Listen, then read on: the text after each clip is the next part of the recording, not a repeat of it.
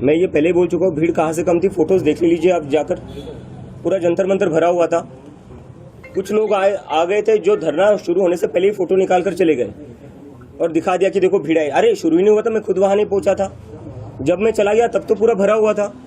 और किस को पाकिस्तानी कहोगे आप? स्टूडेंट्स को पाकिस्तानी कहोगे, मुझे पाकिस्तानी कहोगे, अपोजिशन को पाकिस्तानी कहोगे, आप जैसे पत्रकारों को पाकिस्तानी कहेंगे जो सरकार से सवाल पूछते हैं। तो भारतीय है कौन, इंडियन है कौन? बस IT सेल वाले। क्या लगा रखा है इस देश में?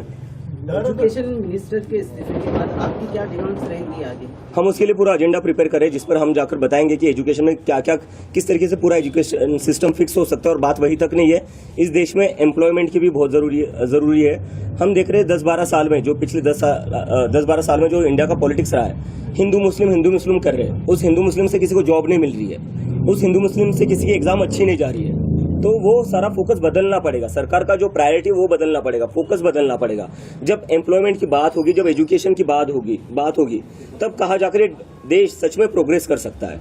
क्या आपको लगता है कि जेंजीज की वजह से जो नियर बाय कंट्रीज है वहाँ पर रेवोल्यूशन हुआ है, तो इंडिया में भी हो सकता है? नियर बाय कंट्री से मैं कंपेयर नहीं करना चाहूंगा, क्योंकि मैं देख रहा हूँ कि एक इकोसिस्टम है, सरकार का एक नैरेटिव चल रहा है जो बार बार बांग्लादेश में जो हुआ, नेपाल में जो हुआ, उससे हमें कंपेयर करके बोले जा रहे हैं कि ये लोग देश में तबाही मचाना चाहते। कल देख लिया, कल जंतर मंतर पर पूरा भरा हुआ था, इतनी भीड़ थी, कहीं पर भी कुछ नहीं हुआ, एकदम शांतिपूर्ण तरीके से प्रदर्शन हुआ। कल हमने दिखा दिया है कि ये प्रदर्शन हम शांतिपूर्ण तरीके से ही करेंगे और करके दिखाया है हमने, और आगे जाकर इससे भी बड़ा प्रदर्शन होगा जो पूरा शांतिपूर्ण होगा।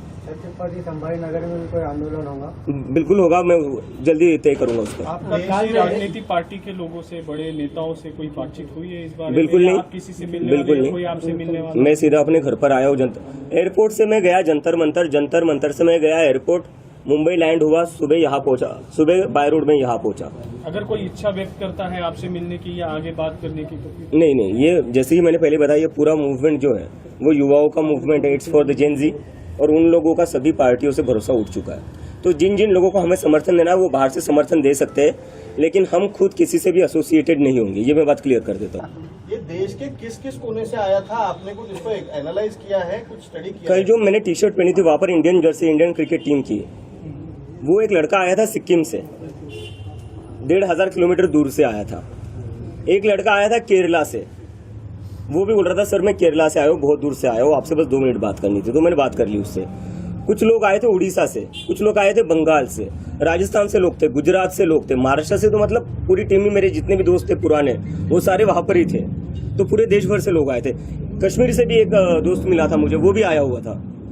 आपका जो ये पक्ष है वो एक मूवमेंट के लिए ही सीमित रहेगा या आगे और भी इसके कुछ आएंगे? आप राजनीति में उतरेंगे, अपना अलग से पक्ष बनाएंगे? जैसे मैंने कहा कि राजनीति को बस अपना इलेक्शन की तरफ मत देखिए। इस देश का जो नुकसान हो रहा है ना, वो इसलिए हो रहा है क्योंकि आप लोगों ने ना राजनीति को बस इलेक्शन तक ही लिमिटेड रख दिया है। 5 साल में एक बार इलेक्शन करवा दो, उसके बाद सब भूल जाओ क्या हो रहा है क्या नहीं हो रहा है। फिर सब बिक जाते हैं, यहाँ बैठ जाता है, उसके पास बैठ जाता है, खरीद फरोख्त चलती रहती है अगले 5 साल। तो ये सब नहीं करना है हमें मुद्दे की राजनीति करनी है। देश दुनिया की ताज़ा खबरें और वीडियोस के लिए अभी डाउनलोड करें पत्रिका ऐप।